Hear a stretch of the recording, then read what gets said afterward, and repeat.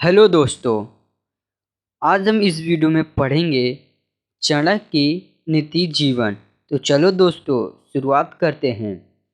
दोस्तों, चाणक्य का जन्म 375 ईस्वी पूर्व तक्षशिला पाकिस्तान में हुआ था और उनकी मृत्यु 283 ईस्वी पूर्व पाटलिपुत्र में हुआ था। दोस्तों, मगध के सीमावर्ती नगर में एक साधारण ब्राह्मणचार्य चाणक्य रहते थे। चाणक्य मगध के राजा से असंतुष्ट थे। चाणक्य किसी भी तरह महात्माएं के पद पर पहुंचकर राज्य को विदेशी आगंतुकों से बचाना चाहते थे। इसके लिए उन्होंने अपने मित्र आत्मेय शकटाकर से मंत्रालय कर धन्यवाद को उखाड़ फेंकने की योजना बनाई। लेकिन गुप्तचर के द्वारा महात्मा राक्षस और कल्याण को इस भंड यंत्र का पता लग गया। उसने मगध सम्राट घनानंद को इस बड़ यंत्र की जानकारी दी।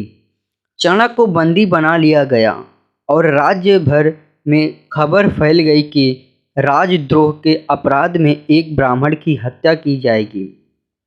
चाणक्य को किशोर पुत्र कौटिल्य को यह बात पता चली तो वह चिंतित और दुखी हो गए। चाणक्य का काट हुआ सिर राजधानी के चौराहे पर टांग दिया जाएगा। पिता के कटे हुए सिर को देखकर कौटिल्य चाणक्य की आंखों से आंसू टपक रहे थे। उस वक्त चाणक्य की आयु बस 14 वर्ष की थी। रात के अंधेरे में उसने बांस पर टंगे अपने पिता की सिर को धीरे धीरे नीचे उतारा और एक ही कपड़े में लपेटकर चला दिया। एक विष्णु गुप्त भरी सभा में पहुंच गए। चाणक्य ने उस दरबार में क्रोधवश ही अपने परिचय तक्षशिला के आचार्य के रूप में दिया और राज्य के प्रति अपनी चिंता व्यक्त की। उन्होंने यूं ही आक्रमण की बात बताई और शंका जाहिर की कि यूनियन हमारे राज्य पर आक्रमण करने वाले हैं। इस दौरान उन्होंने राज घनानंद को खूब खरी खोटी सुनाई और कहा कि मेरे राज्य को बचा लो महाराज।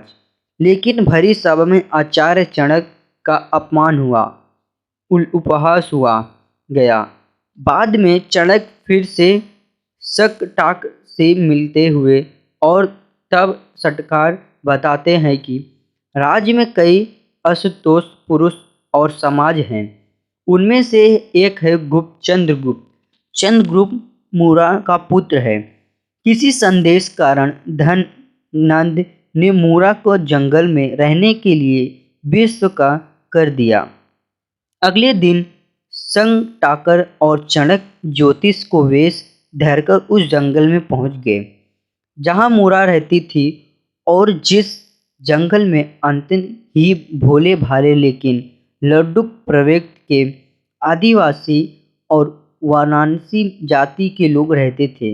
वहां चाणक्य ने चंद्रगुप्त को राजा का एक खेल खेलते हुए देखा।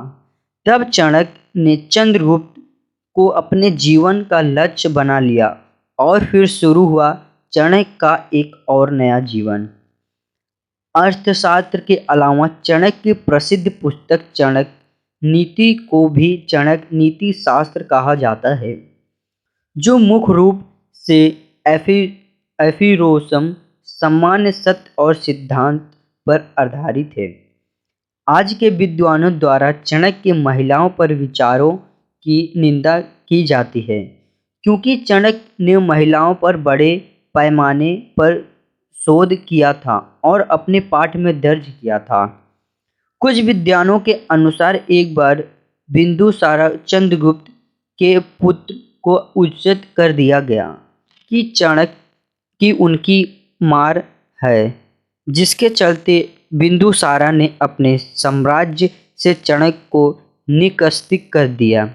बाद में जब बिंदुसारा को अपनी गलती का एहसास हुआ तो उन्होंने चाणक्य को वापस बुलाने का आदेश दे दिया, लेकिन चाणक्य ने मना कर दिया।